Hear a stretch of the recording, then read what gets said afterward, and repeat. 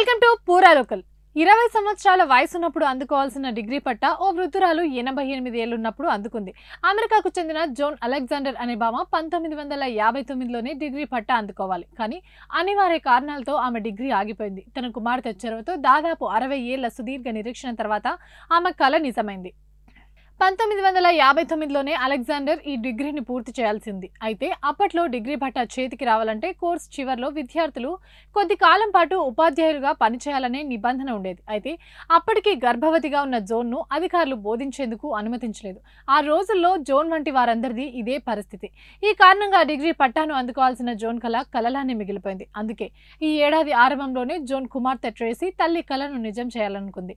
అనుకున్నదే తడువుగా మెయిన్ యూనివర్సిటీలో అధికారులను సంప్రదించింది. College of education and human development విభాగం అసోసియేట్ డీన్ సానుకూలంగా స్పందించారు. జోన్ కు సంబంధించిన విద్యార్హతల వివరాలను క్షుణ్ణంగా పరిశీలించారు. 1980లో ఆమె ఓ ప్రీ స్కూల్లో పూర్తి స్థాయి సహాయకురాలుగా పనిచేసినట్టు గుర్తించారు. ఆ అనుభవాన్ని బోధనతో సమానంగా అర్హతగా భావించి జోన్ అలెగ్జాండర్ కు డిగ్రీ పట్టా ప్రదానం చేసేందుకు వర్సిటీ అంగీకరించింది. ఈ ఏడాది మేలో జోన్ ను గ్రాడ్యుయేట్ గా గుర్తిస్తున్నట్లు మెయిన్ యూనివర్సిటీ ప్రకటించింది.